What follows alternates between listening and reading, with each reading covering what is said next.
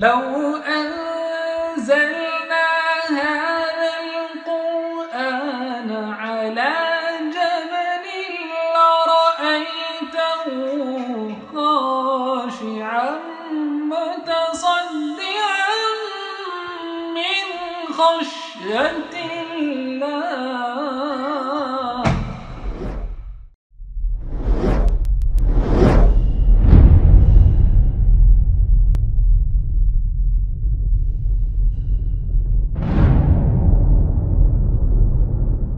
نحمدہ و نصلی علی رسولہ کریم اما بعد فاعوذ باللہ من الشیطان الرجیم بسم اللہ الرحمن الرحیم ربی زدنی علما یؤتی الحکمۃ من یشاء ومن یؤت الحکمۃ فقد اوتی خیرا کثیرا وما یذکر الا اولو الالباب رب اشرح لی صدری ویسر لی امری وحلل عقدۃ من لسانی یفقہوا قولی. السلام علیکم ورحمۃ اللہ وبرکاتہ. جیسا کہ آپ جانتے ہیں کہ آج ہمارے سیمینار کا جو ٹاپک ہے وہ ہے الحکیم سے قرآن حکیم تک حکمت کا سفر. اور سسٹر طیبہ سے آپ نے جانا کہ اللہ سبحانہ و تعالیٰ نے پوری کائنات کو عدل، توازن اور حکمت پر قائم کیا ہے. کائنات کی ہر شے، ہر ذرہ اس بات کی گواہی دے رہی ہے کہ اللہ الحکیم ہے. تو کیسے ممکن ہو سکتا تھا کہ اس کے احکام اور اس کی شریعت حکمت سے خالی رہتی؟ اللہ سبحانہ و تعالیٰ نے قرآن نازل کیا تاکہ ہم انسانوں کو جینے کا سلیقہ آئے. اللہ کا ہر احکام عدل، توازن، رحمت اور مصلحت پر مبنی ہے. تو آج انشاءاللہ میری گفتگو کا موضوع یہی ہوگا کہ قرآن حکیم حکمت کا سر چشمہ. قرآن کی تعلیم حکمت کی تعلیم ہے. اس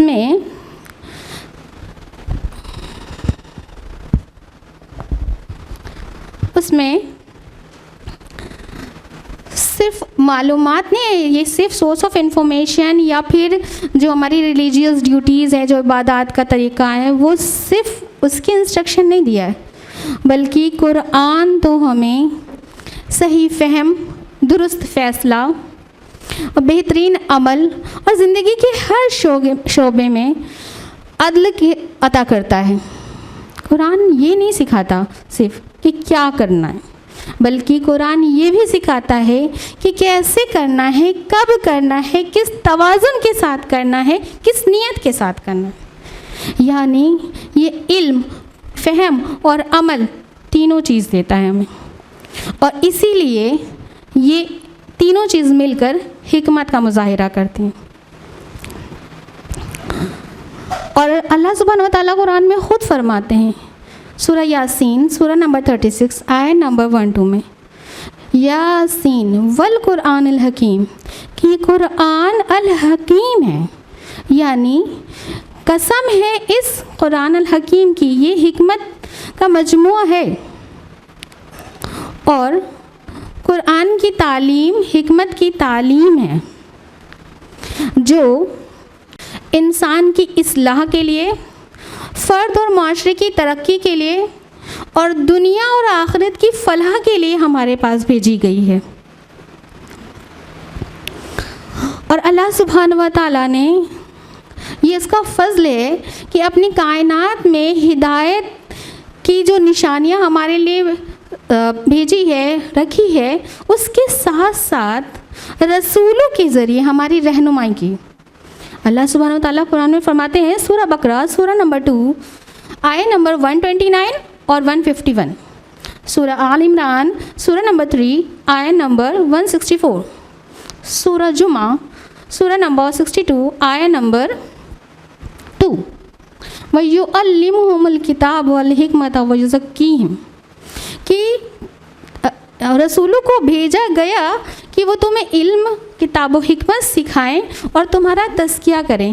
تمہارے نفس کی تزکیہ، یعنی ہم انسانوں کی رہنمائی کے لیے اللہ سبحانہ و تعالیٰ نے اس پوری دنیا میں یہ صرف تمام چیزوں کا انتظام نہیں کیا، بلکہ ہدایت کے لیے، رہنمائی کے لیے رسولوں کا بھی سلسلہ شروع کیا.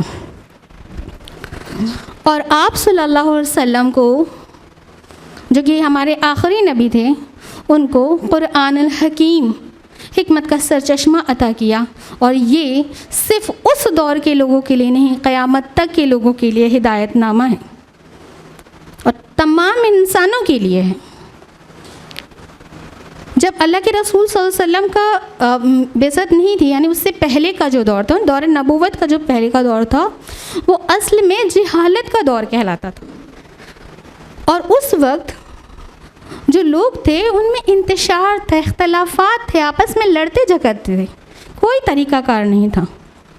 لیکن جب اللہ کے رسول علم کی یہ مشعل لے کر ان کے بیچ آئے تو وہ لوگ جو ہمارے جیسے انسان تھے، ان کی زندگی میں کیا تبدیلی آئی، ان کے اختلافات اتحاد و مواخات میں بدل گئے. ان پر ظلم و ستم کیا جاتا تو انہوں نے صبر کو اپنا محافظ بنا لیا. شدت پسند تھے وہ بھی، لیکن اللہ رب العزت کی محبت کے لیے اور رسول اللہ صلی اللہ علیہ وسلم کی اتباع کے لیے رد عمل وہ بھی کرتے تھے. لیکن اب ان کا رد عمل اللہ کی نافرمانی والے کاموں میں ظاہر ہو رہا تھا اور برائی سے بچنے کی وہ کوشش کر رہے تھے. تو دور جہالت کے ان لوگوں کو سامنے کیا چیز پیش کی کہ انہوں نے قبول کر لیا؟ سب سے پہلی بات تو یہ کہ وہ حق کے متلاشی تھے، اور جیسے ہی ان کے سامنے حق پیش کیا گیا انہوں نے اس کو قبول کر لیا. اور دوسری بات، انہیں علم اور حکمت کا ایک مجموعہ پیش کیا گیا. اللہ سبحانہ تعالیٰ خود فرماتے ہیں سورہ ہود، سورہ نمبر 11 آیت نمبر 1 میں، الف لام را کتاب احکمت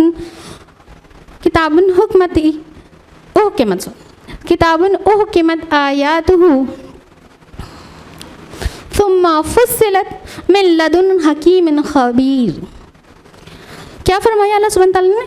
الف لام را، یہ ایسی کتاب کی آیتیں ہیں جو محکم ہیں اور صاف صاف بیان کی گئی ہیں اس خبیر اور حکیم ذات کی طرف سے. یعنی اللہ سبحانہ تعالیٰ خود فرما رہا ہے کہ قرآن کی جو آیات ہیں وہ محکم ہیں، پختہ ہیں، وہ کبھی نہیں تبدیل ہونے والی ہیں. اور ان لوگوں کے لیے جو علم کو تلاش کر رہے ہیں، جو حق کو جاننا چاہتے ہیں، ان کے لیے اس میں خزانہ ہے. اور پھر کیا کہا؟ ثم فصلت، کہ اسے صاف صاف بیان کیا گیا. جن لوگوں کو اللہ سبحانہ تعالیٰ نے کم فہم دیا ہے، سمجھنے کی صلاحیت کم ہے، ان کے لیے اس کو قرآن میں ہی دوسری جگہ صاف صاف بیان کیا گیا، آسان طور پہ بیان کیا گیا. کیوں؟ کیونکہ یہ اس ذات کی طرف سے ہے جو حکیم اور خبیر ہے. یعنی اللہ سبحانہ و تعالیٰ جانتا ہے کہ میرے کس بندے کو کس چیز کی کب اور کتنی ضرورت ہے، اسی لیے اس کی ضرورت کے مطابق اس کی ہدایت کا انتظام کیا اللہ سبحانہ و تعالیٰ نے. اور یقیناً یہ ایک حکیم اور خبیر ذات ہی کر سکتا ہے، جو ہماری ہر حالت، ہر سچویشن کو جانتا اور سمجھتا ہو. اللہ سبحانہ و تعالیٰ بہتر جانتا ہے کہ ہر زمانے کی ضرورت الگ ہے، ہر زمانے میں نئی فکری چیلنجز آتے ہیں، ہر زمانے کا جو انٹلیکچوئل لیول ہے، جو فہم ہے، وہ ڈیفرنٹ ہوتا ہے، ذہنیت مختلف ہوتی ہے. اسی لیے اللہ نے سلسلہ رسالت کے ذریعے اپنی حکمت کا ایک ایسا مظہر پیش کیا جو انسانیت کے لیے اس دنیا میں اس کا زندگی گزارنا اور آسان ہو گیا. اللہ کے رسول، اللہ سبحانہ تعالیٰ نے اپنے رسولوں کے ذریعے انسان کی تعلیم کا، ہدایت کا انتظام کیا. اور ان کی ضرورت کے مطابق. آئیے ایک مثال سے سمجھتے ہیں. حضرت ابراہیم علیہ السلام، حضرت ابراہیم علیہ السلام جب اس دنیا میں انہوں نے غور و فکر کیا، اللہ کی تلاش کی، اور انہیں توحید کی جب دولت مل گئی تو انہوں نے اپنی قوم کو یہ بات بتانا چاہا. لیکن وہ دور جو تھا وہ اب قبائلی دور نہیں رہ گیا تھا، بلکہ اب تو بادشاہت کا دور شروع ہو گیا تھا.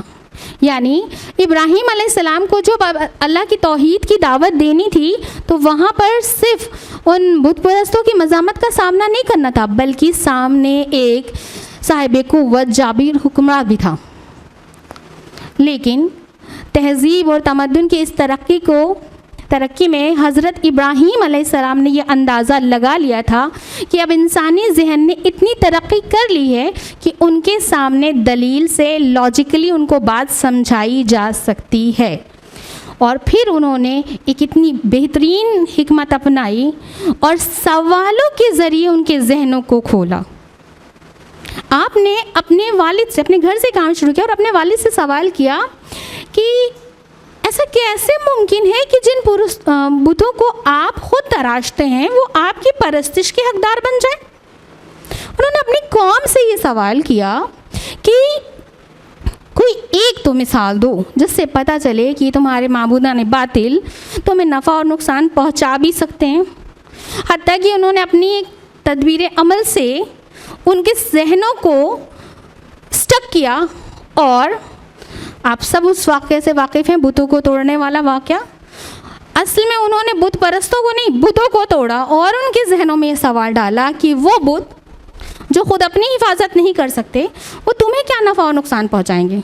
جب حضرت ابراہیم علیہ السلام کو نمرود کے اس میں بھیجا گیا، دربار میں پیش کیا گیا، تو نمرود نے ان سے سوال کیا کہ خدائے ابراہیم کے صفات بتاؤ.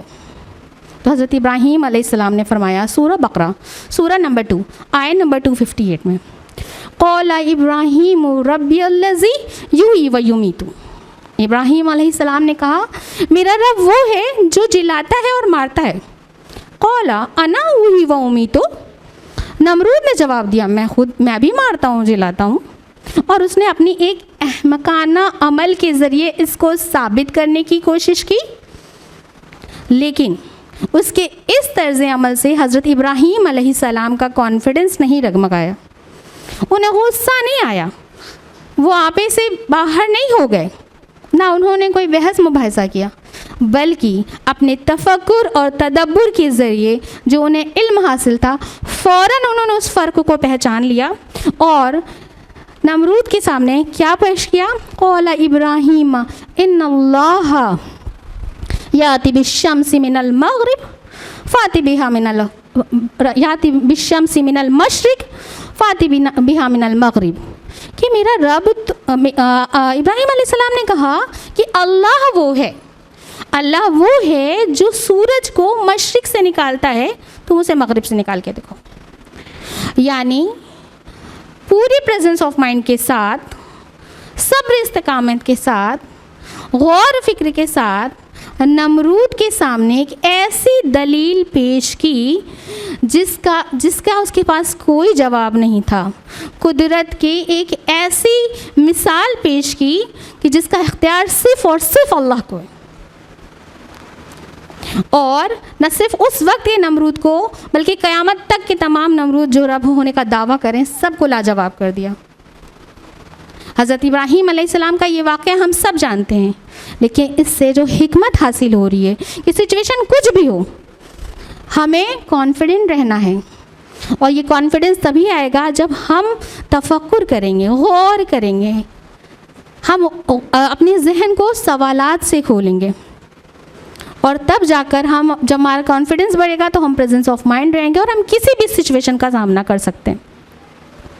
اور اللہ سبحانہ و تعالیٰ بھی ہمیں قرآن میں اسی طریقے سے گائیڈ کرتا ہے. اللہ سبحانہ و تعالیٰ قرآن میں مختلف مقامات پر ہم سے یہ سوال کرتا ہے، افلا تتفکرون لعلکم تعقلون. کیا تم غور و فکر نہیں کرتے؟ کیا تم عقل سے کام نہیں لیتے؟ یعنی ان سوالات کے ذریعے اللہ سبحانہ و تعالیٰ ہمارے ذہنوں کو جگا رہا ہے تاکہ ہم ہر کام کو اس کی مناسبت کے اکارڈنگ کریں۔ حضرت ابن قیم رحمہ اللہ کے یہ نزدیک حکمت ایسی شے کا نام ہے کہ وہ ہر چیز کو اس کے مناسب مقام پہ رکھے، یعنی کب کیا بات کہنا ہے، کیسے کہنا ہے، کس کے ساتھ کیا معاملات کرنا ہے، وقت کی مناسبت اور جو سچویشن اس کو سمجھتے ہوئے جب کام کیا جائے تو یہ حکمت کا مظاہرہ ہوتا ہے، اور حضرت ابراہیم علیہ السلام کے اس طرز عمل سے ظاہر ہو رہا ہے۔ اور یہ تب ہمیں آئے گا جب کہ ہم حالات کو سمجھیں گے، حالات کا مشاہدہ کریں گے اور صبر و استقامت سے جمے رہیں گے، جلد بازی اور جذبات میں کام نہیں کریں گے، اور دھیرے دھیرے پھر تجربے کے ذریعے ہم وہ چیز سیکھ جائیں گے جو اللہ ہمیں سکھانا چاہتا ہے۔ اصل میں اللہ سبحانہ و تعالیٰ بھی یہی ٹیچنگ دیتا ہے کہ ہر انسان سے اس کی علم و فہم، اس کے مزاج اور حالات اور پس منظر کے اکارڈنگ بات کرو، معاملات کرو۔ اکثر ایسا ہوتا ہے نا ہم لوگوں سے کہ ہمارے سائڈ سے چیز نہیں ہوتی لیکن سامنے والوں کو برا لگ جاتا ہے، کیونکہ وہ کس سچویشن میں اس کا کیا مزاج ہے ہمیں نہیں پتہ ہے۔ تو اللہ سبحانہ و تعالیٰ ہمیں یہ ٹیچنگ دے رہے ہیں۔ اسی ٹیچنگ کے ساتھ اللہ سبحانہ و تعالیٰ نے حضرت موسیٰ علیہ السلام کو فرعون کے پاس بھیجا اور کہا کہ جاؤ، فرعون جو اپنے طاغوت کی حد کو پار کر چکا ہے اسے توحید کی دعوت دو، اور بنی اسرائیل جو اس کے چنگل میں پھنسے ہیں انہیں آزاد کراؤ۔ یعنی حضرت موسیٰ علیہ السلام کو اللہ سبحانہ و تعالیٰ نے منصب نبوت پر فائز کیا۔ ایک اتنا بڑا منصب مل جانے کے بعد حضرت موسیٰ علیہ السلام خوشی سے پھولے نہ سماتے، اپنا کالر اونچا کرتے اور صرف اسی خوشی میں رہتے کہ ہمیں تو نبی بنا دیا گیا۔ کیا یہ طرز عمل ہونا چاہیے ایک حکمت حاکم بادشاہ یا حاکم حکمت والے شخص کا؟ نہیں، بلکہ حضرت موسیٰ علیہ السلام نے تو جیسے ہی یہ ذمہ داری انہیں عطا کی، انہوں نے فوراً اس بات پر غور کرنا شروع کیا کہ وہ کیا کیا چیزیں ہیں جو اس کام میں میرے لیے آسانی لا سکتی ہیں، جو میری مشکلوں کو کم کر سکتی ہیں۔ اس پر غور کیا، اس کا اقرار کیا، اس کا اظہار کیا اور اللہ سے مدد مانگی۔ اگرچہ اللہ سبحانہ و تعالیٰ نے رسول ہونے کے ناطے انہیں معجزات عطا کیے تھے، لیکن وہ معجزات امپلائڈ تھے، یعنی ظاہری تھے، اور موسیٰ علیہ السلام کو مدد کس اس میں چاہیے تھی؟ ایکسپریس کرنے میں۔ تو موسیٰ علیہ السلام نے اللہ سبحانہ و تعالیٰ سے دعا کی۔ سورہ طٰہٰ سورہ نمبر 20 آیت نمبر 25 to 28، رب اشرح لی صدری ویسر لی امری واحلل عقدۃ من لسانی یفقہوا قولی۔ یہ دعا ہم اکثر سنتے ہیں، ایٹ لیسٹ اس اسٹیج سے تو بہت سنتے ہیں۔ آئیے آج اسے محسوس کرتے ہیں۔ حضرت موسیٰ علیہ السلام نے اللہ سبحانہ و تعالیٰ سے کہا کہ اے میرے رب مجھے شرح صدر عطا کر۔ شرح صدر یعنی قلبی خوبی، یعنی بے خوفی، بے باکی، شجاعت، ہمت، حوصلہ۔ ایک بڑے مشن کو انجام دینے کے لیے جن جن چیزوں کی ضرورت تھی شاید وہ سب شرح صدر میں آتا ہے، اور اللہ کے بندے نے مانگا اور اللہ نے اسے عطا کیا۔ اللہ کے رسول صلی اللہ علیہ وسلم نے کہا، موسیٰ علیہ السلام نے کہا کہ وَيَسِّرْ لِي أَمْرِي، میرے کام کو آسان کر دیں۔ یعنی فرعون کے مد مقابل کھڑے ہونا، اس کے سامنے اپنی بات کو رکھنا اور ارادے میں ایک عزم پیدا ہو، یہ تمام چیزوں کی ضرورت تھی حضرت موسیٰ کو، اور انہوں نے اللہ سے مانگا کہ اللہ تعالیٰ اس کام کو آسان کر دے۔ اور کیا کہا؟ وَحْلُلْ عُقْدَةً مِّن لِّسَانِي يَفْقَهُوا قَوْلِي، کہ اللہ سبحانہ تعالیٰ میری زبان کی گرہ کو کھول دے، میری زبان میں فصاحت اور بلاغت عطا کیجیے۔ پیغام لسانی میں یہ خوبصورتی اس لیے مانگی کہ جو پیغام اب ادا کرنے جا رہے ہیں وہ پر اثر ہو، اور جن لوگوں کے سامنے یعنی فرعون اور ان کے ساتھیوں کے سامنے جو پیغام لے کے میں جا رہا ہوں وہ ان کے دل تک اثر ہو اور وہ اسے قبول کر لیں۔ کیا ہم نہیں چاہتے یہ چیزیں کہ جب ہم کہیں کھڑے ہوں تو ہماری بھی بات سنی جائے؟ یا ہم نہیں چاہتے کہ کوئی بھی سچویشن ہو، آتی ہے ہمارے سامنے سچویشن، کبھی ہمیں کسی اتھارٹی کو فیس کرنا پڑتا ہے، کبھی ہم جاب پرپز سے کسی ملٹی نیشنل کمپنیز کا سامنا کرتے ہیں، بہت سارے ایلیمنٹس ہوتے ہیں پرسنالٹی ڈیولپمنٹ کے، اور ہم سیکھتے ہیں، کوشش کرتے ہیں تاکہ ہم ان کا سامنا کر سکیں، جبکہ اللہ سبحانہ و تعالیٰ نے قرآن میں اپنے رسولوں کو ان تمام چیزوں سے فیضیاب کیا، اور قرآن میں یہ چیزیں ہیں۔ اب اشارہ آپ کے لیے کافی ہے۔ تو اللہ سبحانہ و تعالیٰ نے موسیٰ علیہ السلام کو یہ تمام چیزیں عطا کی، اور موسیٰ علیہ السلام نے نہ صرف ظاہری بلکہ باطنی ساز و سامان سے خود کو لیس کیا تاکہ فرعون کے دربار میں جا کے ایک بڑے مشن کو سر انجام دے۔ اللہ سبحانہ و تعالیٰ نے ان کی دعا کو قبول کیا اور بھائی ہارون کو ان کے ساتھ بھیجا اور ایک نصیحت کی، اللہ سبحانہ و تعالیٰ کی نصیحت۔ اللہ سبحانہ و تعالیٰ نے فرمایا سورہ طٰہٰ سورہ نمبر 20 آیت نمبر 44 میں، فَقُولَ لَهُ قَوْلًا لَيِّنًا لَعَلَّهُ يَتَذَكَّرُ أَوْ يَخْشَىٰ، کہ جب فرعون سے بات کرنا اس کو سمجھانا تو نرمی سے سمجھانا، شاید کہ وہ سمجھ جائے، شاید کہ وہ ڈر جائے۔ اللہ رب العزت جو بادشاہوں کا بادشاہ ہے، جو بادشاہ حقیقی ہے، وہ اپنے رسول کو ایک دنیا کے بادشاہ کے پاس جو کہ طاغوت پر تھا اس کے سامنے بھی جب بھیج رہے ہیں تو کیا کہہ رہے ہیں؟ اس کے انداز میں بات مت کرنا، نرم لہجے میں بات کرنا، اس کی تذلیل نہ کرنا، لبو لہجہ کو مسئلہ مت بنانا، کیونکہ لبو لہجہ ہمیشہ مقصد سے توجہ ہٹا دیتا ہے۔ موسیٰ علیہ السلام کی اس دعا کے بعد اللہ سبحانہ و تعالیٰ نے انہیں کتنی چیزیں عطا کی، اور ہم اس کے ذریعے ہمیں کتنی چیزیں مل گئی ہیں کہ اب ہم اگر کسی چیز کا سامنا کریں گے تو پہلے اللہ سے مدد مانگیں گے، اور کام میں آسانی، اور سب سے اہم چیز کی نرم گوئی، ہماری زبان میں نرمی ہونی چاہیے۔ اصل میں نرمی کمزوری کی علامت نہیں ہے، ہم عورتوں میں بہت بڑی غلط فہمی ہے، نرمی کمزوری کی علامت نہیں ہے بلکہ حکمت کی نشانی ہے۔ تو یہ تمام چیزیں ہمیں تبھی حاصل ہوگی جب ہم اس کے حقیقی ذرائع سے جڑیں گے، یعنی ہم قرآن سے جڑیں گے، اور قرآن سے جب ہم جڑتے ہیں اور اس کی ٹیچنگز کو جب ہم حاصل کرتے ہیں تو ہم اصل میں اللہ کے تمام پیغام کو جانتے ہیں اور اس پر عمل کرتے ہیں۔ حضرت ابن تیمیہ نے فرمایا کہ حکمت دین کا علم ہے،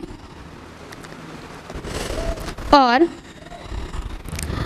حکمت دین کا علم ہے، اور دین پر عمل، اور علم جب آئے تو اس پر عمل کرنا چاہیے، اور جتنا عمل کریں گے پھر وہ چیز اتنا، یعنی اللہ سبحانہ و تعالیٰ وہ علم عطا کرے گا، وہ چیز ہمیں ظاہر کرے گا جو ہم نہیں جانتے، یعنی جیسے جیسے ہم دین پر عمل کریں گے ویسے ویسے ہمارا علم بڑھتا جائے گا، اور دین پر عمل کرنا کا صرف واحد ذریعہ کیا ہے؟ قرآن ہے، اور قرآن ہی ثابت کرتا ہے کہ اللہ سبحانہ و تعالیٰ نے صرف اپنے رسولوں کو ہی نہیں بلکہ اپنے خاص بندوں کو بھی ان کی رب سے محبت، اللہ کے احکام پہ استقامت اور حق کی پیروی کرنے کی وجہ سے انہیں حکمت کا اچھا خاصا حصہ دیا، اور نہ صرف اچھا خاصا حصہ دیا بلکہ قرآن میں ان کی حکمت بھری نصیحتوں کو، ان کی باتوں کو شامل کیا اپنے کلام میں. جی ہاں، میں بات کر رہی ہوں حضرت لقمان، حضرت خضر اور سورہ کہف کے وہ 2 باغ والے دوستوں کی. حضرت لقمان نے اپنے بیٹے کو نصیحت کی، حکمت بھری، یہ قرآن میں درج ہے. حضرت خضر جو ایز اے ٹیچر حضرت موسیٰ علیہ السلام کو کچھ باتیں، کچھ علم عطا کر رہے ہیں. اور اصحاب کہف کے وہ جو باغ والے فرینڈس ہیں، ان کی کمیونیکیشن، ان کی کنورزیشن کیسی تھی کہ ایک دوست نے اتنی اچھی باتیں کی کہ دوسرے دوست کو یہ ریئلائز ہوا کہ اس نے زندگی میں کیا غلطیاں کی. یہ باتیں قرآن میں موجود ہیں اور یہ اسی لیے ڈالی گئی ہیں تاکہ ہم سیکھ سکیں، ہم وہ چیزیں حاصل کر سکیں. لیکن ہمارا طرز عمل کیا ہے کہ ہم ان تمام چیزوں سے ناواقف ہیں. قرآن کی تلاوت تو کرتے ہیں لیکن قرآن کا جو حقیقی مقصد ہے اس کو نہیں حاصل کر پا رہے ہیں، جبکہ اس کا حقیقی مقصد حاصل کرنے کے بعد ہمیں پتہ چلے گا کہ جب ہم دین پر عمل کریں گے تو اللہ سبحانہ و تعالیٰ نے ہم پر کچھ ایسی ذمہ داریاں فائز کی ہیں. جیسے موسیٰ علیہ السلام کو اللہ سبحانہ و تعالیٰ نے منصب نبوت عطا کیا تھا، ویسے ہم مسلمانوں کو اللہ سبحانہ و تعالیٰ نے خیر امہ کے منصب پہ فائز کیا ہے. اللہ سبحانہ تعالیٰ نے فرمایا ہے سورہ آل عمران سورہ نمبر 3 آیت نمبر 110 میں کہ آپ خیر امہ ہے، لوگوں کو نیکی کی طرف بلائیں گے اور برائی سے روکیں گے. یہ کام ہم کب کر سکتے ہیں؟ جب ہم کو اس کا علم ہوگا، جب ہم جانیں گے کہ نیک کام کیا ہے، برائیاں کیا کیا ہیں. اور اللہ سبحانہ و تعالیٰ نے صرف یہ، جیسے موسیٰ علیہ السلام کو صرف منصب، صرف رسپانسبلٹیز نہیں دی تھی بلکہ اس کا طریقہ بھی سکھایا تھا، ویسے ہمیں بھی اس ذمہ داری کو پورا کرنے کا طریقہ بھی سکھایا. فرمایا سورہ نحل سورہ نمبر 16 آیت نمبر 125 میں ادعو سبیل ربک والحکمت والموعظۃ بالحکمت والموعظۃ الحسنہ وجادلہم باللتی ہی احسن، کہ بلاؤ لوگوں کو اللہ کی راہ پر حکمت کے ساتھ، بہترین نصیحت کے ساتھ اور اچھی گفتگو کے ساتھ. یہ طریقہ سکھایا گیا. یعنی جب ہم اللہ کا پیغام لے کے کھڑے ہوں، جب ہم اللہ کی توحید کی دعوت دیں تو ہمارا طریقہ کیا ہوگا؟ وہ حکمت بھرا، سافٹ، بہترین طریقہ ہوگا. اور جب ہم یہ دعوت دینے کے لیے آگے بڑھیں گے تو ہم پر لازمی ہے کہ ہم خود اس پر عمل کریں، ہم خود اس بات کا خیال رکھیں کہ ہم خود برائی سے بچ رہے ہیں کہ نہیں، اللہ کی حکم کی فرما برداری کر رہے ہیں کہ نہیں. اصل میں جب ہم اللہ کے حکم کی فرما برداری کریں گے اور اس بات کا خیال رکھیں گے کہ میرا رب مجھ سے ناراض نہ ہو، تو اصل میں ہم بچ کر چلیں گے، پرہیزگاری کی زندگی گزاریں گے، یعنی تقوی کی زندگی. اور امام غزالی رحمہ اللہ کے نزدیک دل کا تقوی ہی حکمت ہے. یعنی جب ہم بچ کر زندگی گزاریں گے، پرہیزگاری یعنی بچنا، ڈرنا کس سے؟ دیکھیے ڈرنا اللہ سے نہیں ہے، اللہ تو الرحمن ہے، رحیم ہے. ڈرنا اللہ کی ناراضگی سے ہے، ان تمام اعمال سے ہے جس سے ہمارا رب ہم سے ناراض ہو جائے گا. تو ہر وقت اس کانشیس میں رہیں کہ جو بھی زندگی میں مراحل آ رہے ہیں، جو بھی عمل ہو رہے ہیں، جو بھی چیز ہم بول رہے ہیں، کہہ رہے ہیں، کہیں ہمارا رب ہم سے ناراض تو نہیں ہو جائے گا. تو جب ہم اللہ کی ناراضگی سے ڈرنے لگیں گے اور بچ کر زندگی گزارنے لگیں گے، یعنی تقوی والی زندگی گزارنے لگیں گے، تو اللہ سبحانہ و تعالیٰ نہ صرف ہمیں حکمت عطا کرے گا بلکہ وہ ہم سے محبت بھی کرے گا. اللہ سبحانہ تعالیٰ خود فرماتے ہیں سورہ توبہ سورہ نمبر 9 آیت نمبر 4 میں, سورہ آل عمران سورہ نمبر 3 آیت نمبر 76 میں, ان اللہ یحب المتقین, کہ بے شک اللہ تو متقین سے محبت کرتا ہے.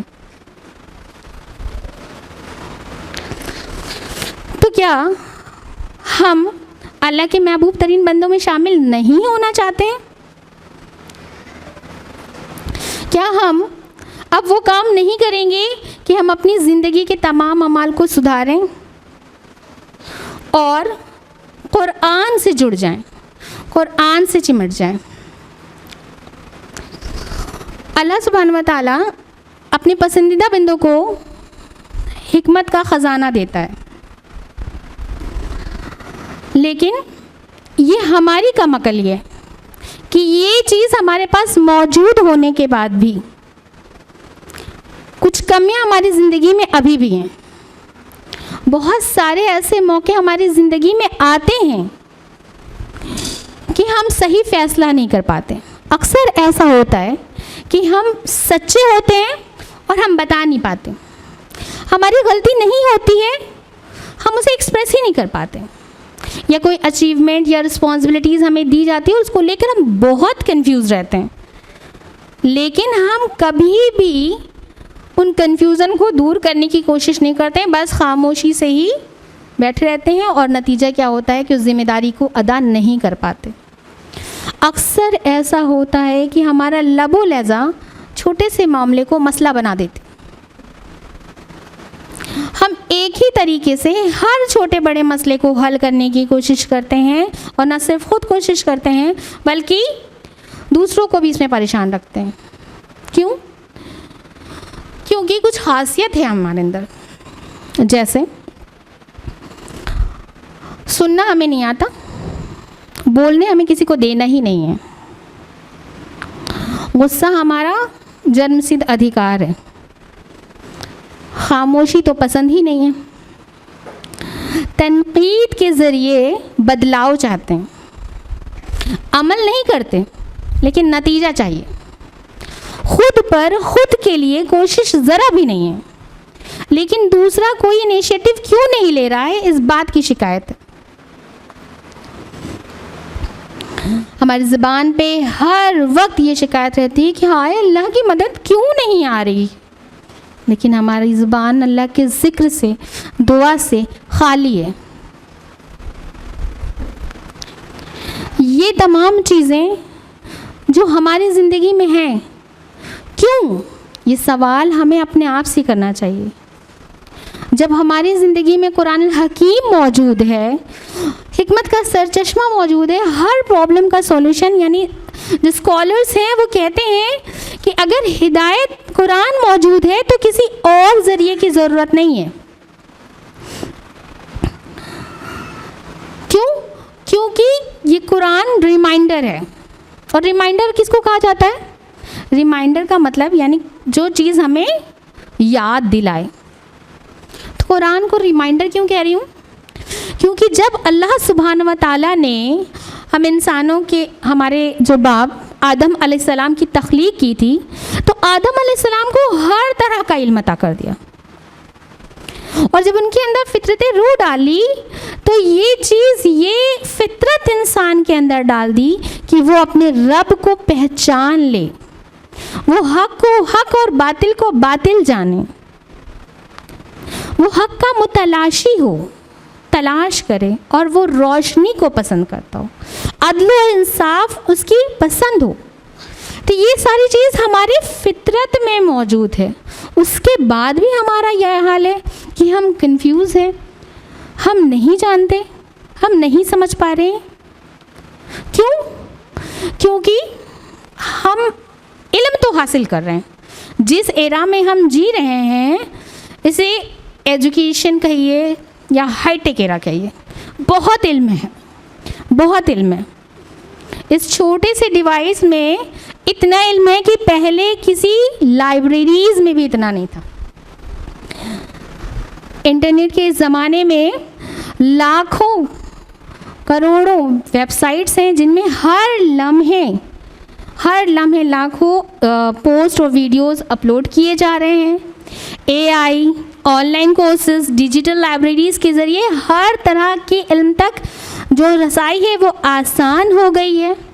لاسٹ 100 ایئرس میں یونیسکو کی رپورٹ ہے کہ لٹریسی ریٹ میں جتنا اضافہ یہ پچھلے 100 سالوں میں ہوا ہے کبھی نہیں ہوا. اور کیا چیز کہ اس کا ثبوت ہمیں universities, number of universities, degrees holders اور ایلیمنٹ بیسس کورسز کی تعداد سے پتہ چلتا ہے. آج ایک ایلیمنٹ پہ ایک کورسز ہیں. اتنا علم نے ترقی کر لیا. لیکن سوال یہ ہے کہ معلومات آ جانے کے بعد بھی کیا انسان میں دانائی، بردباری اور اخلاق میں اضافہ ہوا ہے؟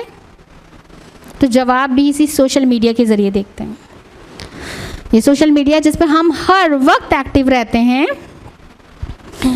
اس سے پتہ چلتا ہے، اس کو جب ہم دیکھیں کہ کوئی ایک خبر بس آئی نہیں کہ ہم نے اپنی رائے بنا لی اس شخصیت کے خلاف، اس سچویشن کے خلاف. یعنی علم کے بغیر کوئی ویڈیو دیکھا ہم نے فیصلہ کر لیا، یعنی تحقیق کیے بغیر. اس سوشل میڈیا سے پتہ چلتا ہے کہ برداشت ختم ہو گئی ہے، نفرتیں بڑھتی جا رہی ہیں. وہ لوگ جو زیادہ ایجوکیٹڈ ہیں وہ ان کا اخلاق سب سے کم خراب ہے. یہ چیزیں کیوں آ رہی ہیں؟ کیونکہ جس سو کالڈ ماڈرن علم کی بات میں ہم کر رہے ہیں اور بڑھ رہے ہیں، اصل میں وہ چیز پرووائڈ ہی نہیں کر رہی ہے جس کی ہماری فطرت کو ضرورت تھی. ہماری فطرت تو کیا ایکسیپٹ کر رہی ہے کہ اللہ کی معرفت کرائی جائے، حق کو حق اور باطل کو باطل دکھایا جائے، عدل و انصاف کیا جائے اور روشنی ہمیں ملے. لیکن یہ تعلیمات تو اس کے جسٹ برعکس ہیں. تو جب ہم قرآن کے ذریعے چیزیں سیکھیں گے تو وہ چیز قرآن کی تعلیمات اور ہماری پیاس سیم ہے اور وہ ملتی ہے، تو ہم اس کے حقیقی علم کو پا لیتے ہیں. لیکن چونکہ ہم قرآن سے دور ہیں اس لیے ہم اس سچویشن میں پڑے ہیں. آج ہمارے جو نوجوان ہیں وہ اس سچویشن کو سب سے زیادہ فیس کر رہے ہیں. تعلیم کی اس ہوڑ میں وہ دوڑتے جا رہے ہیں، بھاگتے جا رہے ہیں.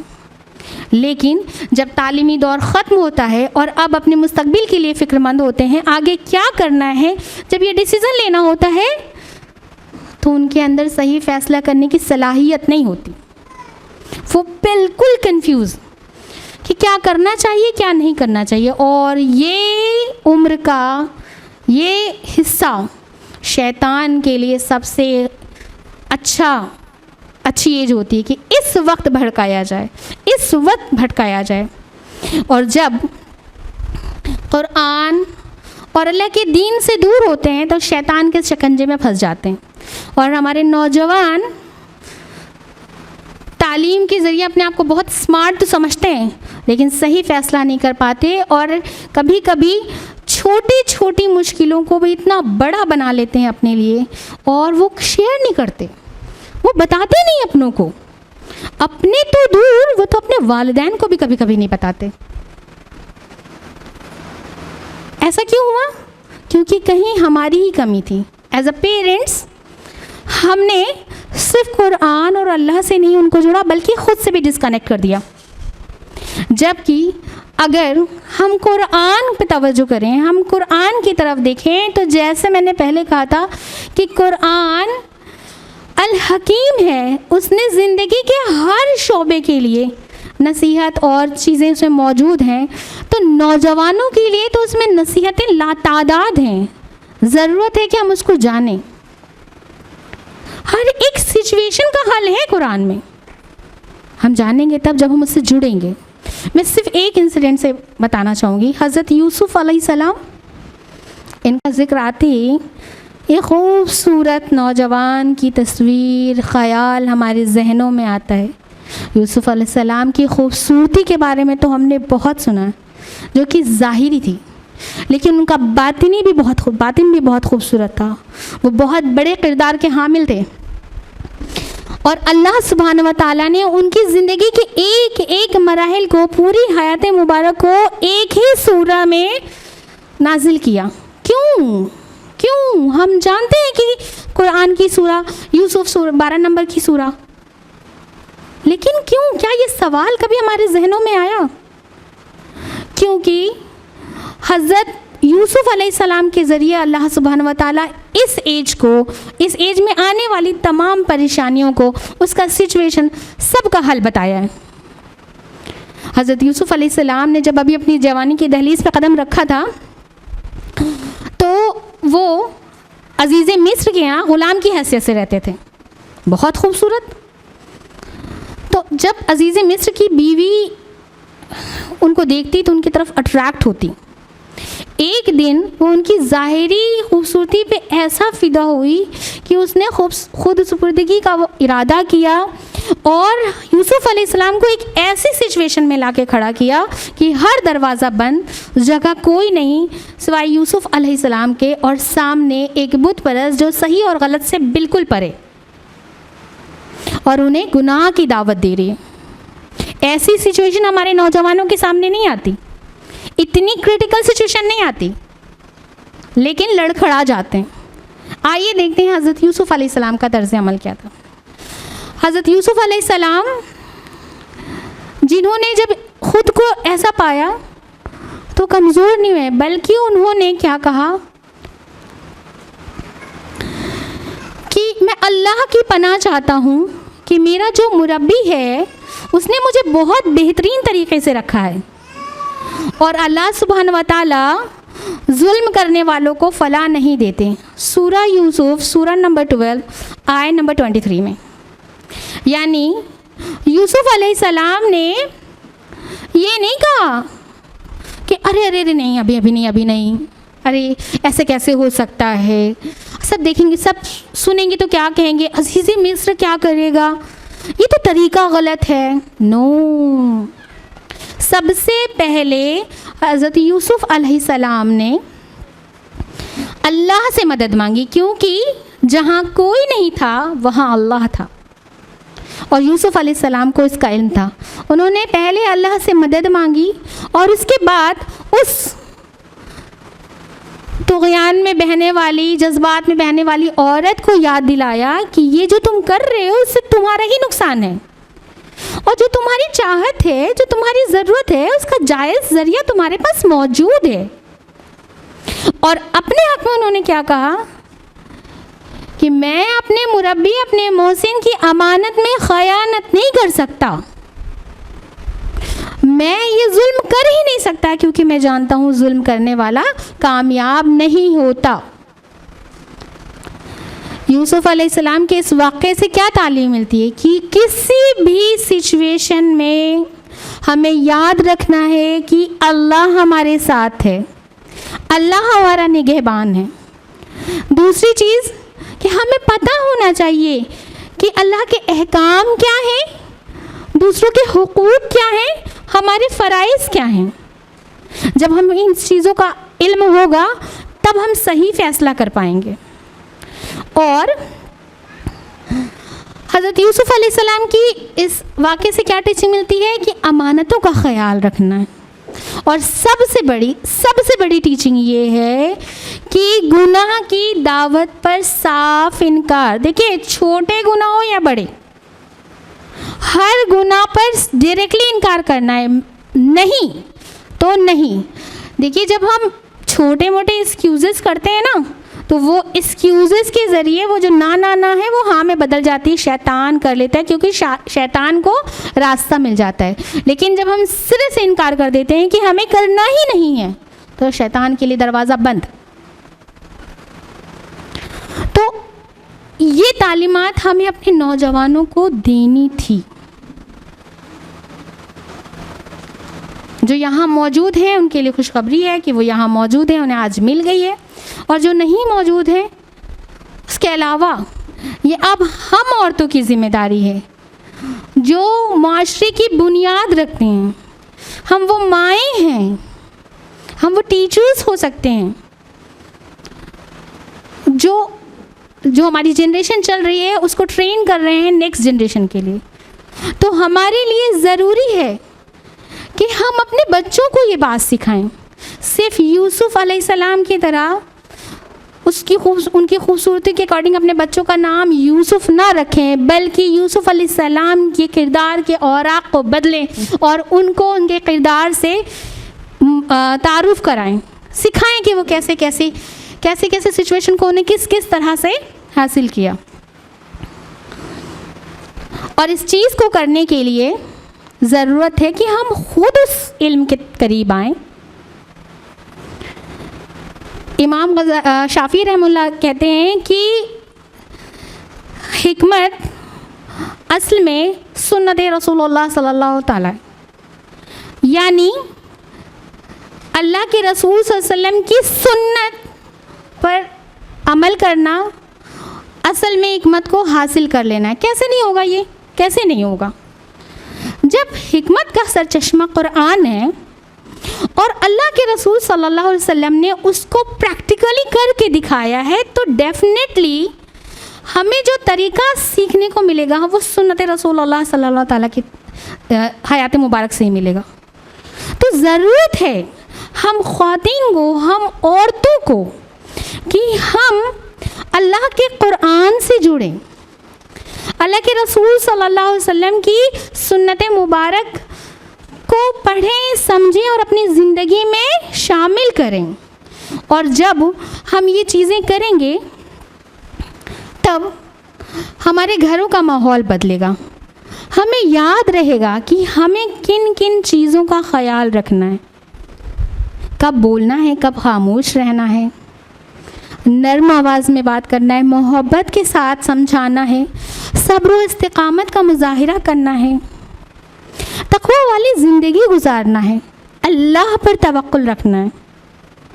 اور یہ ساری چیزوں کو جب ہم اپنے طرز عمل سے اپنے گھر میں ظاہر کریں گے تو کیا ہماری آنے والی جنریشن سے متاثر ہو کر کیا وہ واقعی میں اپنے رب سے محبت نہیں کرے گی؟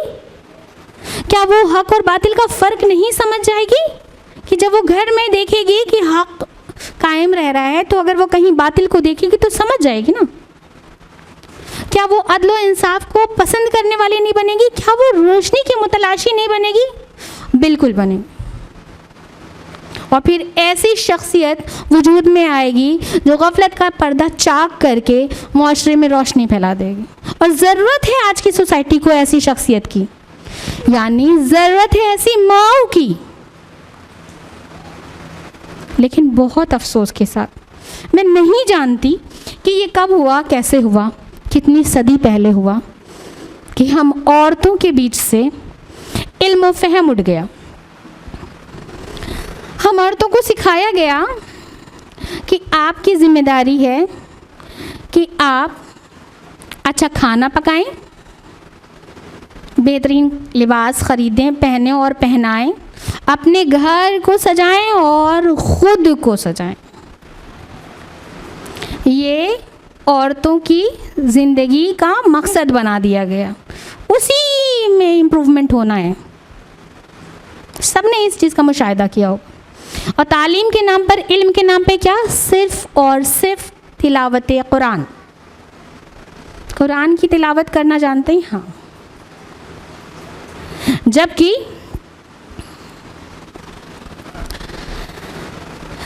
اس چیز کو ہم انسان جب تک سمجھتے، شیطان نے اس کا فائدہ اٹھا لیا اور شیطان نے پھر ہم عورتوں کے ذہنوں میں ڈالا ایسا کیسے ہو سکتا ہے، تم مردوں سے کم کیسے ہو سکتی ہو، تم تو ان کے شانہ بشانہ کھڑی ہو سکتی ہو، علم تو تمہارا حق ہے، تعلیم حاصل کرو.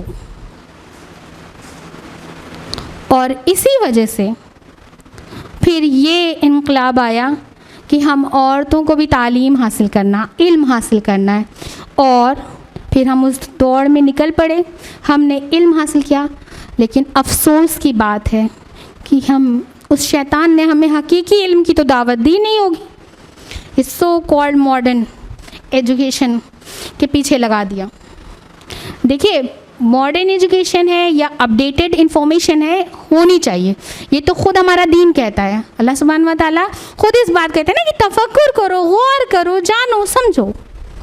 لیکن شیطان نے جس سو کالڈ ماڈرن ایجوکیشن اس میں کیا کیا, تہذیب سے الگ کر دیا.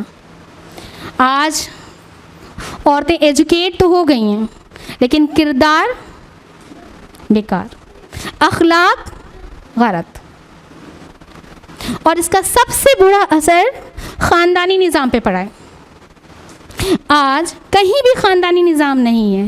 اس کی سب سے بڑی وجہ ہم عورتوں کی لا علمی اور کم فہمی ہے. اور جس دور میں ہم جی رہے ہیں نا, بہت افسوس کے ساتھ کہنا پڑ رہا ہے, آج تو ایک عورت کو اپنے ہی شوہر اور اپنے بچے کو بھی پالنا مشکل ہو رہا ہے. یہ سب کیوں ہوا؟ کیونکہ ہم قرآن سے دور ہٹ گئے, کیونکہ ہم نے حقیقی ذرائع سے علم کو حاصل ہی نہیں کیا. لیکن ابھی دیر نہیں ہوئی ہے, ابھی وقت ہے کہ ہم پھر سے پلٹ آئیں, قرآن کی طرف پلٹ آئیں اور قرآن کے ذریعے وہ علم و حکمت حاصل کریں جس کے لیے اللہ سبحانہ و تعالیٰ نے, اور اس علم و حکمت کے ذریعے ہم بے شمار چیزیں حاصل کر سکتے ہیں, جس کا ذکر اللہ سبحانہ و تعالیٰ نے کیا ہے سورہ بقرہ سورہ نمبر 2 آیہ نمبر 269 میں. یؤتی الحکمۃ من یشاء ومن یؤت الحکمۃ فقد اوتی الخیرا کثیرا وما یذکر الا اولو الالباب. کہ جس کو اللہ سبحانہ و تعالیٰ نے حکمت عطا کی اس کو اللہ سبحانہ و تعالیٰ نے خیر کثیر عطا کیا, اور نہیں ہے نصیحت حاصل کرنے والے سوائے ان کے جو عقل والے ہیں. یعنی اللہ سبحانہ و تعالیٰ اس حکمت کے تحت ہمیں خیرن کثیر عطا کر رہے ہیں. آپ سب خواتین ہیں, ایک سوال کرتی ہوں. آج آپ گھر جاتے ہیں اور گھر میں آپ کے والد یا آپ کے بھائی یا آپ کے شوہر یا آپ کا بیٹا آپ سے کہتا ہے کہ آج میں آپ کے لیے ایک ایسا باکس لایا ہوں جس کے اندر ہیرے اور سچے موتی کے زیورات ہیں, اور آپ کو پوری اجازت ہے کہ آپ ان زیورات کو اختیار کریں, خود کو سجائیں اور سنواریں. سچ میں رسپانس کریے گا. ایک ناک کی کیل بھی مل جاتی تو بہت خوش ہو جاتے ہیں. سچے موتی اور ہیرے کے زیورات ہیں اور ان کو اختیار کرنے, ان سے اپنی زیب و زینت بڑھانے کی پوری اجازت ہے. تو ہمارا طرز عمل کیا ہوگا؟ ہم دوڑ کے جائیں گے, کھولیں گے باکس کو, دیکھیں گے, اس کی خوبصورتی کو محسوس کریں گے اور اس کو اختیار کریں گے, اور پھر محسوس کریں گے کہ ہم بہت خوبصورت دکھ رہے ہیں, اور ہم خوبصورت بھی دکھیں گے. ایک ڈائمنڈ نوز پن بھی پہن لو تو سب ریمارک کرنے لگتے ہیں کہ اچھا ڈائمنڈ کی نوز پن. اور ہم اپنی شخصیت کو ہی تبدیل کر دیں گے. تو یقین جانیے وہ خزانے کا باکس ہمارے گھر میں ابھی بھی موجود ہے. اس میں ویسے ہی سچے موتی اور ہیرے اور جواہرات کے زیور موجود ہیں جن کو ہم پہن سکتے ہیں, اختیار کر سکتے ہیں, اپنی زندگی میں شامل کر سکتے ہیں, اپنی شخصیت کو سنوار سکتے ہیں, اپنے اخلاق کو خوبصورت بنا سکتے ہیں, اپنے معاملات کو درست کر سکتے ہیں. کیا ہم نہیں چاہتے ان تمام چیزوں کو؟ وزڈم, سمجھداری, معاملہ فہمی کون نہیں چاہتا کہ میری زندگی کے مسئلے ختم ہو جائیں؟ چاہتے ہیں نا؟ تو ضرورت ہے قرآن کی طرف پلٹیں, تقوی زندگی میں اختیار کریں, صبر کو لائیں, نرم گوئی, خاموش مزاجی, ان تمام چیزوں کو اپنی زندگی کا زیور بنائیں اور یہ حاصل کیسے ہوں گی؟ دین کو جاننے پر، دین اسلام کو جاننے پر، اللہ کے رسول صلی اللہ علیہ وسلم کی سنت کے ذریعے، صحابہ کرام صحابیات کی حیات مبارک کے ذریعے. اور یہ تمام ذرائع موجود ہے. جس ٹیکنالوجی کے راہ میں ہم جی رہے ہیں نا، یہ ساری چیز ہمارے فنگر ٹپ پہ ہیں. کوئی ڈش نہیں بنا پاتے تو 1 منٹ میں فائنڈ آؤٹ کر لیتے ہیں کیسے بنے گا، کتنا انگریڈینٹس رہے گا. اور اپنے ہی آپ کو سدھارنا چاہ رہے ہیں، اپنے معاملات کو ختم کرنا چاہ رہے ہیں، اپنی پرابلم کو سولو کرنا چاہ رہے ہیں، اور ایسے غافل بیٹھے ہیں، غفلتوں کی طرح زندگی گزار رہے ہیں. ایسا نہیں کرنا چاہیے. ضرورت ہے کہ ہم اللہ کے کلام سے جڑ جائیں، قرآن الحکیم سے وہ نصیحت حاصل کریں، وہ خیرن کثیر کے حقدار بن جائیں، جس کو ہم کہہ سکتے ہیں کہ وہ علم ہے، وہ فہم ہے، وہ کانفیڈنس ہے، وہ معاملے کی فہمی ہے، وہ نرم گوئی ہے، وہ عدل ہے، وہ انصاف ہے، وہ استقامت ہے، وہ تقوی ہے، وہ توکل ہے. کچھ بھی کہیں. یہ خیرن کثیر کیا ہے؟ اصل میں ہمیں پتہ ہی تب چلے گا جب ہم قرآن سے جڑ جائیں گے. تو یہ ایک ایسی دولت ہے جس کی ضرورت ہر کسی کو نہیں، ہر کسی کو ہے، ایک چھوٹے سے بچے سے لے کر ایک بوڑھے تک کو. نہ صرف اس دنیا کو بلکہ آخرت میں بھی اس کی ضرورت ہے.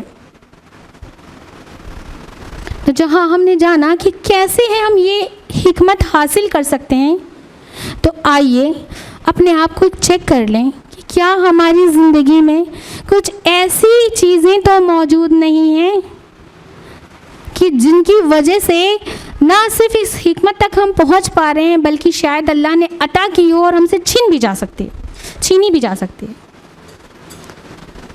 ان پہلو کو بھی دیکھ لیتے ہیں.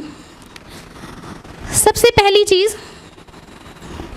امام مالک رحمہ اللہ کے مطابق کہ علم ایک نور ہے اور نور گناہ گاروں کو نہیں ملتا. یعنی معصیت، گناہ گاروں کو اللہ سبحانہ تعالیٰ علم اصل میں ایک روشنی ہے جو دل تک جاتی ہے، جو روح کو تازہ کرتی ہے، لیکن گناہ پردہ ہے جو اس روشنی کو پار کر کے نہیں جانے دیتا. تو اگر ہماری زندگی کسی بھی طرح کے گناہ میں ملوث ہے تو ہمیں ہوش میں آ جانا چاہیے، پھر ہم اس دولت سے محروم رہیں گے. امام قیم رحمہ اللہ نے یہ جو معصیت ہے اس کے کچھ نتائج پیش ہیں. آپ نے فرمایا کہ عقل مار دی جاتی ہے گناہوں کی وجہ سے، پست ہمتی طاری ہو جاتی ہے، دوسروں کا رعب طاری ہونے لگتا ہے، اور بصیرت قلب چھین لی جاتی ہے. بصیرت قلب یعنی کہ وہ چیز جو حق کو ایکسیپٹ کرتی ہے وہ چھین لی گئی ہے. اور اب کیا معاملہ ہوا کہ وہ احکام جو اللہ سبحانہ و تعالیٰ نے ہمارے فائدے کے لیے ہم تک بھیجے تھے، ہم اس سے منہ موڑ لیتے ہیں. اس ایک چھوٹی سی مثال کے ذریعے کہیں کہ ہمیں بے حیائی اور عروانی پسند آ رہی ہے، ہم اس کو اسٹینڈرڈ آف لائف سمجھ رہے ہیں، جبکہ حیا اور پاک دامنی کو ہم کیا کہہ رہے ہیں کہ یہ تو بیکورڈنس ہے، اس کے ساتھ تو کمفرٹیبل نہیں ہے. یہ بصیرت قلب چھن جانے کی وجہ ہو سکتی ہے. ضرورت ہے کہ ہم اپنی زندگی کو چیک کریں کہ کہیں ہم کسی گناہ میں تو ملوث نہیں ہیں، اور اسی گناہ کی وجہ سے قسوۃ القلب ہو جاتا ہے. یعنی جو دل ہے وہ سخت ہونے لگتا ہے، اور اتنا سخت ہو جاتا ہے کہ پھر وہ ہدایت اور نصیحت کو اخذ نہیں کرتا. جیسے چٹان پہ پانی ڈالو اور وہ پانی اس سے بہہ کے نکل جائے گا، کچھ بھی حاصل نہیں ہوگا، ویسے ہی ہمارا دل ہو جاتا ہے. کتنی بھی رحمت اور ہدایت کی بارش ہو ہم ایکسیپٹ ہی نہیں کر پاتے. اور اگر علم حاصل کر لیا ہے اور پھر اس پر عمل ہی نہیں کیا تو ایسے علم کو جنون کہا گیا ہے. یہ علم نہیں، یہ جنون ہے جس کے پیچھے بس بھاگ رہے ہیں، اس سے حاصل کچھ نہیں ہوا ہے. اس کی مثال اللہ سبحانہ تعالیٰ نے قرآن میں سورہ جمعہ سورہ نمبر 62 آیت نمبر 5 میں کہا ہے کہ ان کی مثال گدھے سی کی ہے جو اپنے پیٹھ پر کتابوں کو لادے ہوا ہے اور اللہ کی آیات کو جھٹلانے والوں کی بہت بری مثال ہے. اصل میں یہ تورات کے حاملوں کے لیے آئی تھی، جن کے سامنے تورات پیش کی گئی تھی ان کے لیے آئی تھی، لیکن آج یہ ہم پر فٹ ہو رہی ہے. آج ہمارا طرز عمل یہ ہو گیا ہے کہ قرآن ہمارے پاس موجود ہے، قرآن کا فہم ہمیں آسانی سے حاصل ہو سکتا ہے، قرآن کا معنی اور مفہوم ہم بہت آسانی سے اس ڈیوائس کے ذریعے جان سکتے ہیں. ہم یہ عذر پیش نہیں کر سکتے کہ ہمیں یہ اللہ کا کلام سمجھ میں نہیں آیا، لیکن اس کے باوجود ہماری زندگی اگر عمل سے خالی ہے تو ہماری مثال گدھے کی سی ہے، جو بہت بری مثال ہے. اور یہی وجہ ہے کہ یہ ہمیں حکمت تک نہیں پہنچنے دیتی. اب اگر علم بھی آیا اور ہم نے عمل بھی کیا اور اس کے بعد ہمارے اندر تکبر آ گیا کہ میں تو بہت عالم ہوں، مجھے تو سب پتہ ہے، مجھے بتانے کی ضرورت نہیں، یہ کبر، یہ عجب، خود پسندی، یہ علم کو غارت کر دیتی ہے، برباد کر دیتی ہے. پھر تو کہیں اور سے کوئی حق آئے بھی تو ایکسیپٹ ہی کرنے کو تیار نہیں ہے، کوئی رائے کوئی مشورہ مانگتے ہی نہیں ہیں، خود کو ہی سب سے زیادہ قابل سمجھتے ہیں. اس کے ساتھ ہم حکمت کو نہیں حاصل کر سکتے. اور جیسے جیسے قبر بڑھے گا ویسے ویسے دنیا کی محبت ہمارے دل میں بڑھنے لگے گی، اور حب دنیا بھی حکمت سے دور کرتی ہے، کیونکہ جس دل میں علم کا نور آنا تھا اس دل میں تو اب دنیا کی محبت، شان و شوقت، منصب کی تلاش، آگے بڑھنے کا حرص، دنیا کی آرائش حاصل کرنے کا حرص، یہ سب آ کے بیٹھ گیا ہے. تو علم حاصل کرنے کی طلب ہی کہاں رہ گئی ہے؟ تو حب دنیا بھی ہمیں علم و حکمت سے دور کرتا ہے. اور ہماری ہسٹری اس بات کا ثبوت ہے کہ جب تک انسانوں نے علم اور حکمت کو تھامے رکھا اور اس کو بڑھایا، اس کو دوسروں تک پہنچایا، تب تک ان کا جو عروج تھا وہ بڑھتا ہی جا رہا تھا.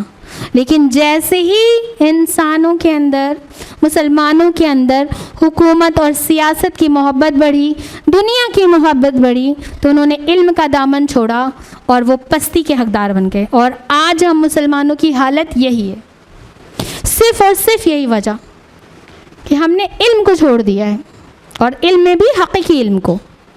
آج علم کے معاملے میں ہم مسلمانوں کو سب سے کمتر سمجھا جاتا ہے. اور حب دنیا کے ساتھ ساتھ ذرا ہم اپنی انفرادی طور پہ بھی خود کو چیک کریں کہ کیا ہم بری صحبت میں تو نہیں پڑے. یعنی صحبت سو بھی اکثر حکمت کو ختم کر دیتی ہے. جب ہم خوشبو کے پاس رہیں گے تو ہمارے پاس سے بھی خوشبو آنے لگتی ہے، لیکن جیسے ہی ہم بری جگہ پہ جائیں گے تو وہاں کی جو برائیاں ہیں اس کے اثر ہمارے اندر دکھائی دیتے ہیں. نیک لوگوں کے ساتھ بیٹھیں گے تو ہمارا علم و حکمت بڑھتا جائے گا، لیکن اگر ہماری صحبتیں بری ہیں تو جو صلاحیت ہمارے اندر ہے نا وہ بھی ختم ہو جائے گی.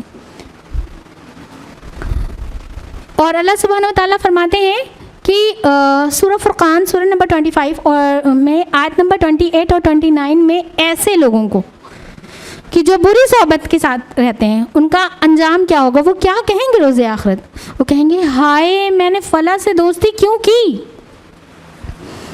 جب کہ نصیحت میرے پاس آ پہنچی تھی اور ہم گمراہ ہو گئے. ایسے افسوس کریں گے اس دنیا میں نہیں آخرت میں جا کر. اور اگر اب ہم بری صحبت کی بات کریں تو شاید ہم میں سے یہاں سب سوچتے ہوں گے کہ نہیں الحمدللہ ہماری تو کوئی صحبت بری نہیں ہے، اور اکثر لوگ کوشش بھی کرتے ہیں کہ برے لوگوں کے ساتھ نہ بیٹھیں. لیکن چیک کرنے کی بات آئے گی تو اس ڈیوائس کو بھی چیک کرنے کی ضرورت ہے، کیونکہ آج صرف اس ڈیوائس کے ذریعے بھی یہ سب سے بڑا ساتھی ہے ہمارا، سب سے اچھا، سب سے سچا، اس کے بنا تو رہ نہیں سکتے. تو کیا اس کے ذریعے ہم برائی میں مبتلا تو نہیں ہیں؟ یہ وہ ڈیوائس ہے جو ہمارے لیے بہت یوزفل ہے. اس کے ذریعے ہم قرآن سے جڑ بھی سکتے ہیں، ہم اپنے اعمال کو بدل بھی سکتے ہیں، اور ہم اللہ کے محبوب ترین بندے بھی بن سکتے ہیں. لیکن اگر ہماری صحبت بری ہوئی, ہمارا انٹرسٹ برا ہوا, تو ہماری صلاحیتیں بھی غصب کر لی جائیں گی. تو بہت ہوش مند رہنے کی ضرورت ہے, ان تمام چیزوں پہ دھیان ڈالنے کی ضرورت ہے. اور یہ ہم تبھی کر پائیں گے جب ہم قرآن سے جڑیں گے.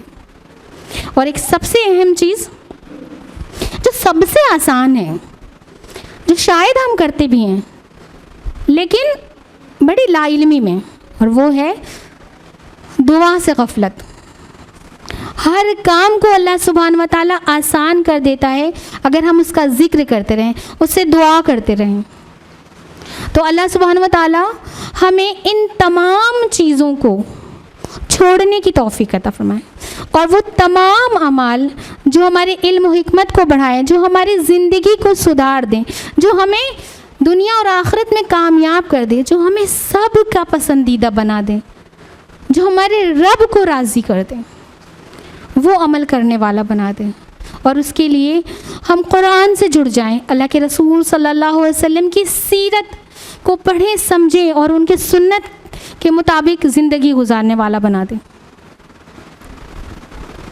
میں کچھ سوال کے ذریعے آپ سب کو یہاں سے رخصت کرنا چاہوں گی کہ کیا ابھی بھی نہیں محسوس ہو رہا ہے کہ ہم سے غلطیاں کہاں ہو رہی ہیں؟ کیا ابھی بھی نہیں محسوس ہو رہا ہے کہ ہمارے کسی مسئلے کا حل ہمارے پاس نہیں موجود ہے؟ کیا ابھی بھی ہم یہ کہہ سکتے ہیں کہ ہم اکیلے ہیں, ہماری خبر رکھنے والا کوئی نہیں ہے؟ یا پھر ہم اپنے مسئلوں کا حل تلاش کرنے کے لیے قرآن سے جڑ جائیں گے؟ جزاکم اللہ خیر. والسلام علیکم ورحمۃ اللہ وبرکاتہ.